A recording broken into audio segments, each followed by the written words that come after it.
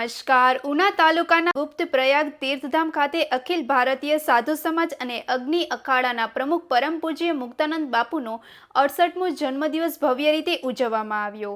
જન્મોત્સવ પ્રસંગે મોટી સંખ્યામાં સાધુ સંતો અને ભક્તજનો ઉપસ્થિત રહ્યા હતા. મુક્તાનંદ બાપુના વિવિધ આશ્રમોમાં પણ જન્મ મહોત્સવની ઉજવણી કરવામાં આવી. ગુપ્ત પ્રયાગ અને ચાપરડા આશ્રમ દ્વારા ગૌશાળા, વૃદ્ધાશ્રમ, હોસ્પિટલ, સ્કૂલ તેમજ જરૂરિયાતમંદોને ભોજન જેવી અનેક સેવાકીય પ્રવૃત્તિઓ ચાલી રહી છે. આ પ્રસંગે ગુપ્ત પ્રયાગ તીર્થધામના મહંત વિવેકાનંદ બાપુએ આશ્રમ દ્વારા સમાજલક્ષી કાર્યો અંગે માહિતી આપી. વધુ સમાચાર માટે જોડાયેલા રહો આરપી ગુજરાત ન્યૂઝ, રાજકોટ. હરિઓમ.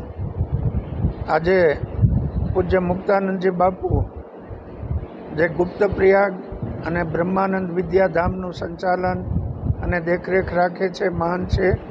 અગ્નિ અખાડાના તેઓ સભાપતિ છે. અખિલ ભારત સાધુ સમાજના પણ પ્રેસિડેન્ટ છે. એમનો આજે 68મો પ્રાગટ્ય દિવસ છે. એમના નિમિત્તે આજે ગુપ્ત પ્રયાગ તીર્થધામની અંદર અમે બધા કમિટી મેમ્બરો અને સેવકગણોએ મળીને બાપુના જન્મદિવસ નિમિત્તે આજે અહીંયા ગુપ્ત પ્રયાગમાં ભાવવંદના કાર્યક્રમનું આયોજન કરેલું અને એમાં બાપુનું દીર્ઘાયુ રહે અને એમના સ્વાસ્થ્ય સારું રહે એના માટે પરમાત્માને પ્રાર્થના કરી. દરેક લોકોએ એમાં ભાવ અર્પણ કર્યો અને આ ગુપ્ત પ્રયાગ તીર્થધામ જૂનાગઢ, મેંદરડા, બિલખા, વિસાવદર અને વિસાવદરની આજુબાજુના ગામડામાં બાપુનો એક નેમ છે કે ભાઈ કોઈ ભૂખ્યું સૂવું ન જોઈએ, તો એના માટે બાપુએ એક ટિફિનની ભગીરથ સેવાનું કાર્ય ચાલુ કર્યું છે અને અહીંયા આપણે ગુપ્ત પ્રયાગથી લગભગ 150 ટિફિન જાય છે અને બીજા બધેથી કરીબન 5,000-5,500 ટિફિનો જાય છે. જામ ખંભાળિયામાં પણ અમારો ટિફિન સેવા કાલે ચાલુ થઈ.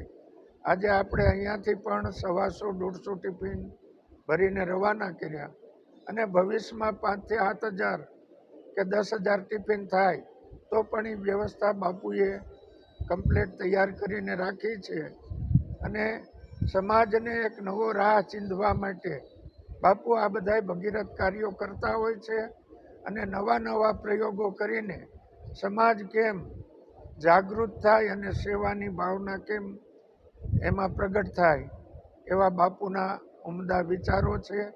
તો દરેક લોકોને જેને જરૂરિયાત હોય એ લોકો પોતાને જરૂર હોય પણ આજુબાજુમાં કોઈ એવા એકલ દોકલ વડીલો રહેતા હોય તો અમારું ધ્યાન દોરે અને અમે જ્યાં જ્યાં બેનરો આપ્યા છે અથવા અમારા માણસો જે અહીંયાથી ટિફિન લઈને જાય છે એને જાણ કરે તો દરેકને આપણે ટિફિન પહોંચાડવું છે.